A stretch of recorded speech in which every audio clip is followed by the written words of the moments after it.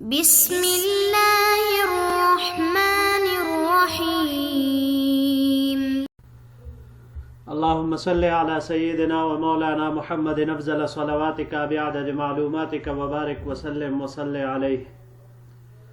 بسم اللہ الرحمن الرحیم۔ عزیز طلباء کرام، اللہ جل شانہ کے فضل و کرم سے ایک مرتبہ پھر جامع السنن الترمذی کے ابواب الاطعمۃ عن رسول اللہ صلی اللہ علیہ وسلم اور ابواب الاشربہ کے بعد آج ہم ایک نیا باب شروع کرنے جا رہے ہیں جس کا عنوان ہے ابواب البر والصلۃ عن رسول اللہ صلی اللہ علیہ وسلم، یعنی اپنے تمام رشتہ داروں کے ساتھ، خاص کر اپنے جو گھر والے ہو، والدین، بہن بھائی، جو اعزا و اقارب ہے، ان کے ساتھ حسن سلوک اور صلہ رحمی کے بارے میں ہے یہ ابواب۔ آج ہمارا سبق نمبر 43 ہے، تو بڑھتے ہیں اپنے سبق کی طرف۔ باب ما جاء فی بر الوالدین، یہ باب ہے والدین کے ساتھ نیکی، حسن سلوک کے بارے میں۔ وبه قال حدثنا بندار قال حدثنا يحيى بن سعيد قال حدثنا بهز بن حكيم قال حدثني أبي عن جدي قال، ہمیں روایت کی بندار نے، انہوں نے روایت کیا یحییٰ ابن سعید سے، انہوں نے روایت کیا بہز بن حکیم سے، وہ کہتے کہ مجھے روایت کی میرے والد محترم نے، اور ان کو روایت کی ان کے والد جو کہ بہز بن حکیم کے دادا تھے۔ قال، وہ فرماتے ہیں، قلت یا رسول اللہ، میں نے کہا اے اللہ کے رسول، من ابر، میں کس کے ساتھ نیکی کروں، زیادہ نیکی کا مستحق کون ہے؟ قال امک، تو آپ صلی اللہ علیہ وسلم نے فرمایا آپ کی ماں۔ قال قلت ثم من، میں نے پوچھا کہ پھر کون؟ قال، تو آپ صلی اللہ علیہ وسلم نے پھر ارشاد فرمایا امک، تیری ماں۔ قال قلت ثم من، راوی کہتے کہ پھر میں نے تیسری مرتبہ پوچھا کہ اس کے بعد؟ قال امک، تیسری مرتبہ بھی آپ صلی اللہ علیہ وسلم نے فرمایا کہ تمہاری ماں۔ قال قلت ثم من، چوتھی مرتبہ میں نے پوچھا کہ پھر کون زیادہ حقدار ہے؟ قال ثم اباک ثم الاقرب فالاقرب، پھر چوتھی بار آپ صلی اللہ علیہ وسلم نے فرمایا کہ آپ کے والد، اور پھر ثم الاقرب فالاقرب، جو قریب ہو اس کے ساتھ، پھر اس کے بعد والا قریب، پھر اس کے بعد والا قریب، یعنی جتنے جتنے رشتہ دار ہیں سب کو اپنے مرتبے کے حساب سے، قرابت کے اعتبار سے ان کے ساتھ صلہ رحمی اور حسن سلوک یہ کیا کرو۔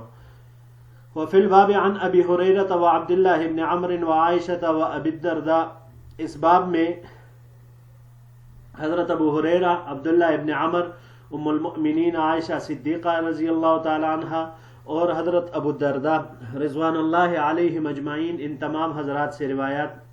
مروی ہے۔ وبہز بن حکیم، یہ جو بہز ابن حکیم آئے ذکر ہوا ان کا، تو راوی یہ کون ہے؟ وہ ابن معاویہ ابن حیدۃ القشیری، یہ معاویہ کے بیٹے حیدت، جو کہ معاویہ بیٹے ہیں حیدۃ القشیری کے، یعنی یہاں پر جو ابی کا ذکر آیا تو ابی سے مراد معاویہ ہے، جبکہ جدی کا ذکر جو آیا تو اس سے مراد حیدۃ القشیری ہے۔ وہذا حدیث حسن، یہ حدیث، یہ روایت حسن ہے۔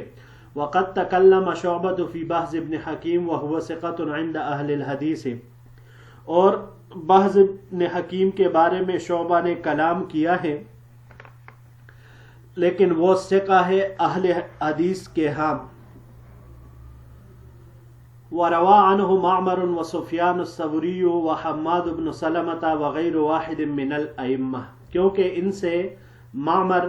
سفیان ثوری، حماد بن سلمہ اور ان کے علاوہ بہت سارے ائمہ نے روایت کی ہے۔ تو یہ بہز بن حکیم جن کے بارے میں شعبہ نے کلام کیا ہے، یہ محدثین حضرات کے ہاں یہ ثقہ ہے۔ اگلا باب بھی پڑھ لیتے ہیں جی، جو اسی کے ساتھ ہے۔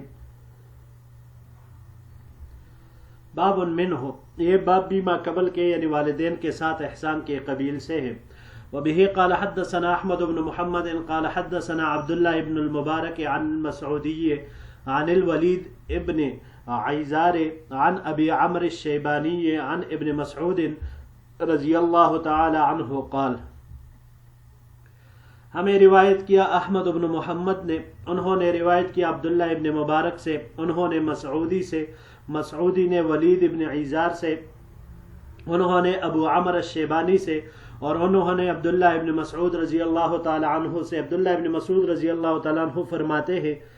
سألت رسول اللہ صلی اللہ علیہ وسلم، میں نے حضور نبی کریم صلی اللہ علیہ وسلم سے سوال کیا، فقلت یا رسول اللہ ای الاعمال افضل، میں نے کہا اے اللہ کے رسول اعمال میں سے کون سا عمل افضل ہے؟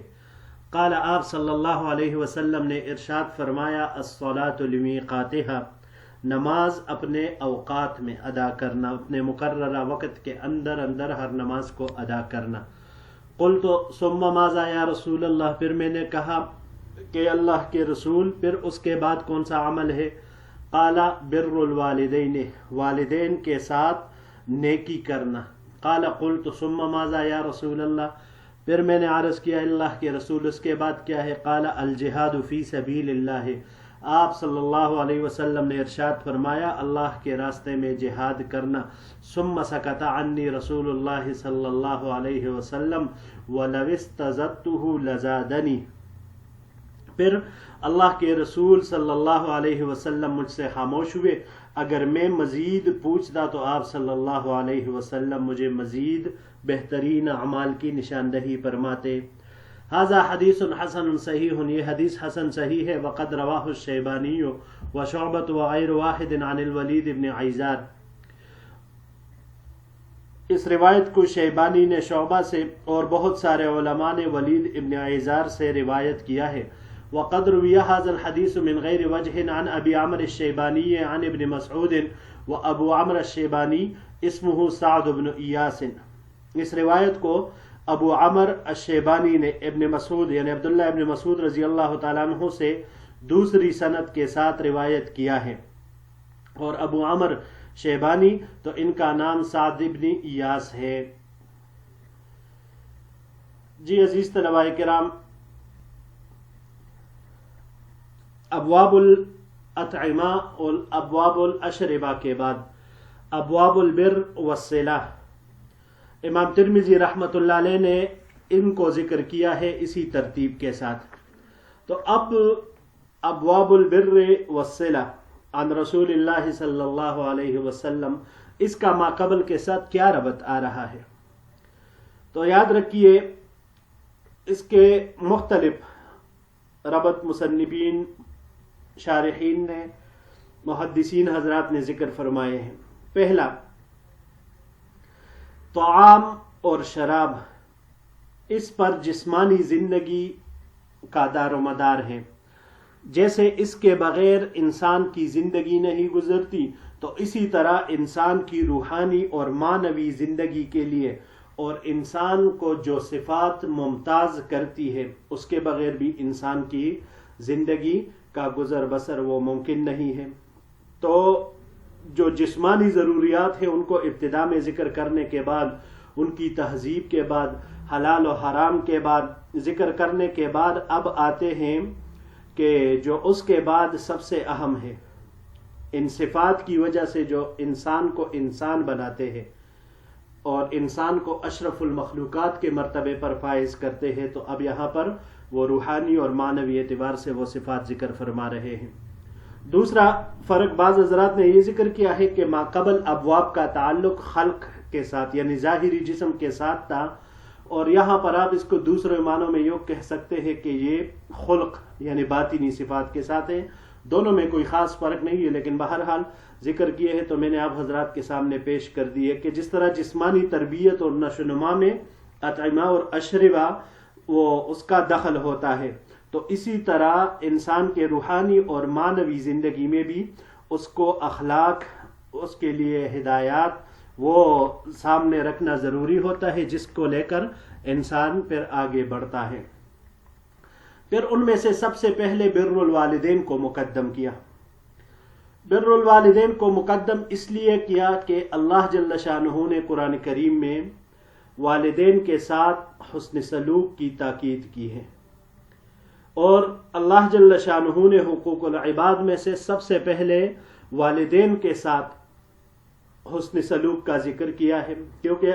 اللہ تعالی وحدہ لا شریک لہ کی عبادت کے بعد شریعت مطہرہ کی نظر میں والدین کے ساتھ حسن سلوک کرنا یہ سب سے زیادہ اہم ہے، اور یہی وجہ ہے کہ قرآن کریم میں بر الوالدین اور ان کے ساتھ احسان کرنے والوں کو اللہ جل شانہ نے اپنے حقوق کے ساتھ متصل ذکر کیا ہے۔ جیسے شکر گزاری کے بارے میں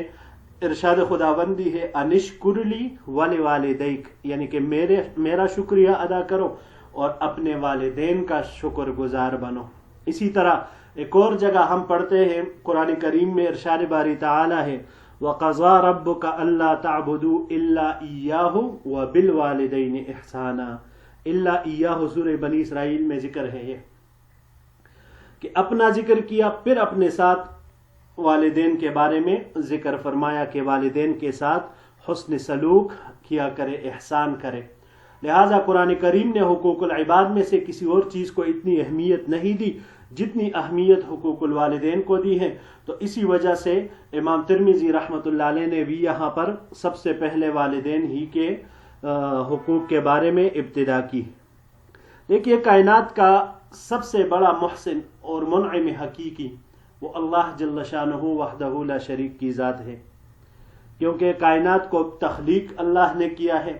تو لہٰذا سب سے اول شکر تو اللہ کا ہی بنتا ہے کہ منعم حقیقی ہے، تمام انعامات اور احسانات اسی کے فضل و کرم کا نتیجہ ہے، اور اس کے بعد پھر دنیاوی اعتبار سے والدین کا حق ہے،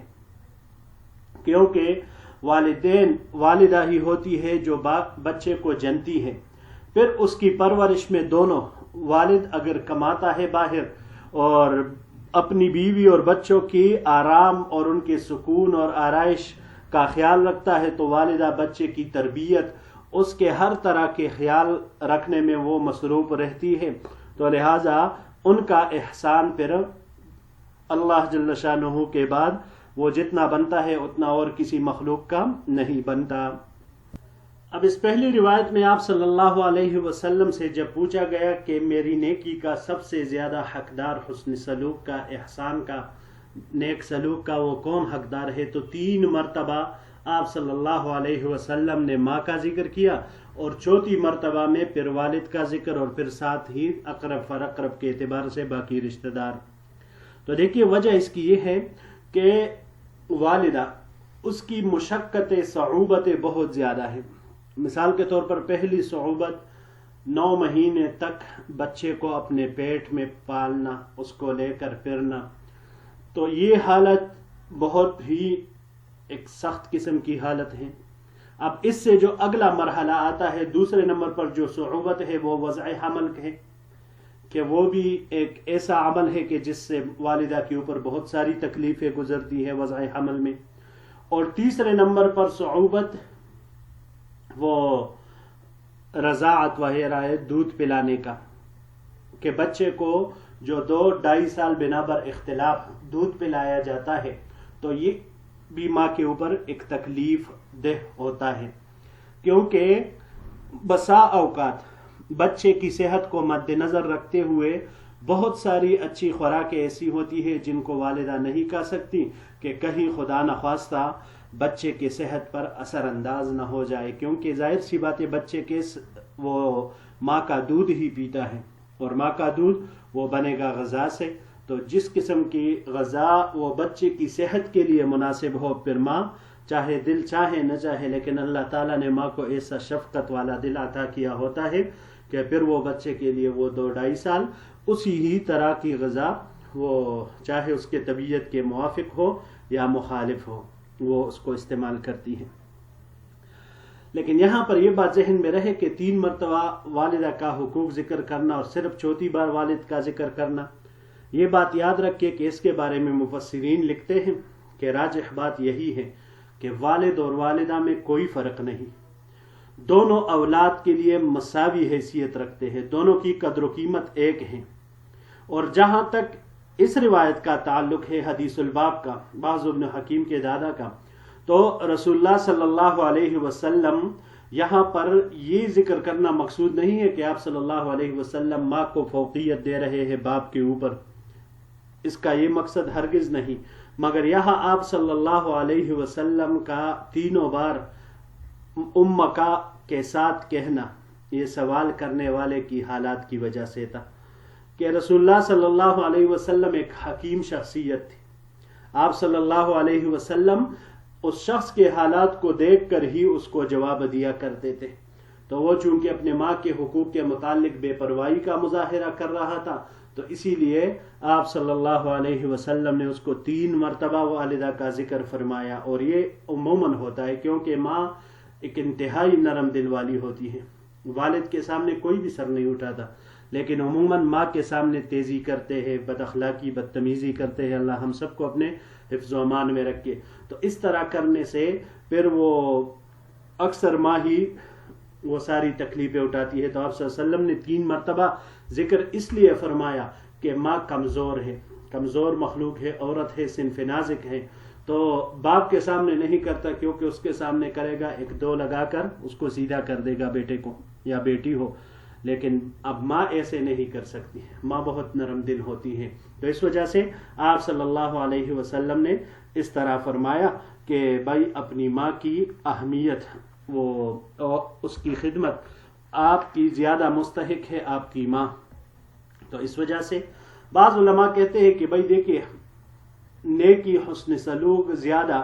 یہ ماں کے ساتھ کرے، لیکن تعظیم باپ کی زیادہ کرنی چاہیے، یعنی باپ کے ساتھ تعظیم کے جملہ آداب کا خیال رکھنا ضروری ہے، اور ماں کی اکرام اور احترام وہ بھی اپنی جگہ پر لازمی ہے، لیکن خدمت زیادہ اس کی ضرورت وہ ماں کو پڑتی ہے، والد کو بھی آتی ہے ضرورت، لیکن ماں چونکہ ان کی نسبت کمزور ہوتی ہے۔ تو بہرحال بات وہی مقصودی ہے کہ بھائی دونوں میں مساوات ہے، جس طرح ایک ماں اور باپ کے لیے تمام اولاد ایک درجے میں ہوتے ہیں، تو اسی طرح والدین میں چاہے ماں ہو یا باپ ہو وہ بھی اولاد کے لیے اسی طرح مساوی حیثیت ہی رکھتے ہیں۔ اب باپ کی تعظیم یہ ہے، مثال کے طور پر جب والد صاحب بیٹا ہو تو اس کے سامنے بولنا نہیں چاہیے بغیر ان کی اجازت کے، ان کی طرف بیٹھ کر پاؤں نہیں پھیلانے چاہیے، چارپائی پر ان کے سرانے نہیں بیٹھنا چاہیے، یہ کچھ آداب ان کے ساتھ وہ آتے ہیں، ان کا خیال رکھنا چاہیے عام مجلسوں میں۔ باقی جو ہے وہ تو اپنی جگہ پر لازمی چیز ہے کہ والد کا احترام وہ ایک حقیقت ہے۔ ماں کے بارے میں حسن سلوک کا سبق ہمیں حضرت اویس قرنی رحمت اللہ علیہ کی خدمت سے بھی ملتا ہے کہ کس طرح اپنے والدہ کی خدمت کی وجہ سے حضور نبی کریم صلی اللہ علیہ وسلم کے پکے سچے عاشق ہونے کے باوجود وہ حاضر نہ ہو سکے۔ آپ صلی اللہ علیہ وسلم کتنا خوش تھے، ان سے دعا دیتے تھے، بلکہ حتیٰ کہ حضرت عمر فاروق رضی اللہ تعالیٰ عنہ کو فرمایا کہ اسی طرح اویس اگر تجھے کہیں ملے۔ آپ صلی اللہ علیہ وسلم نے فرمایا حضرت عمر رضی اللہ عنہ کے یمن کے علاقے قبیلہ مراد اس کی ایک شاخ ہے قرن، اس سے ایک آدمی ہے جس کا نام اویس، ان کے والد کا نام عامر یعنی اویس ابن عامر، وہ آئے گا تو اس کی علامت یہ ہوگی کہ وہ برص کے مرض میں مبتلا ہوگا، اور پھر اس کے بعد وہ اس بیماری سے صحت یاب ہوگا، مگر صرف اس کے بدن پر 1 درم کے برابر جگہ رہ گئی ہوگی۔ تو آپ نے ان کو فرمایا کہ اگر تجھ سے یہ ہو سکے کہ وہ تیرے لیے مغفرت کی دعا کرے تو یہ کام ضرور کرو۔ حضرت عمر کو اویس کی دعا کی کیا ضرورت ہے؟ خلیفۃ المسلمین ثانی دوسرا نمبر کا خلیفہ حضرت عمر ایک شخصیت ہے کہ اللہ کے نبی نے زندگی میں ان کو بشارت دی تھی جنت کی، لیکن پھر آپ صلی اللہ علیہ وسلم اس بات کی طرف اشارہ فرما رہے کہ بھائی والدین کے ساتھ حسن سلوک کا صلہ اللہ دنیا میں بھی دیتا ہے، اور والدین کے ساتھ نافرمانی یہ اللہ دنیا میں ہی اس کا سزا وہ دینا شروع کر دیتا ہے۔ یہ خود میں آپ کو دیکھ کر بتا رہا ہوں، اللہ کی قسم، والدین کی نافرمانی کی سزا دنیا میں ہی ملنی شروع ہو جاتی ہے۔ تو حضرت عمر پھر ہر سال ان کا پتہ لگاتے، اور پھر حتیٰ کہ حج کے موقع پر ایک مرتبہ ان سے ملاقات ہوئی اور ان سے دعا کی درخواست کی اور ان سے دعا لی۔ تو بہرحال مقصود جو تھا ذکر کرنا وہ یہ تھا کہ والدین کی خدمت وہ اپنی جگہ پر ایک مسلم حقیقت ہے، اور سب سے زیادہ بہترین حسن سلوک اور نیک سلوک کا حقدار یہی والدین ہی ہے۔ جی عزیز طلباء کرام، یہیں تک ہمارا آج کا سبق تھا۔ انشاءاللہ العزیز اگلے درس میں ایک نئے باب کے ساتھ پھر آپ کی خدمت میں حاضر ہوں گے۔ السلام علیکم ورحمۃ اللہ وبرکاتہ۔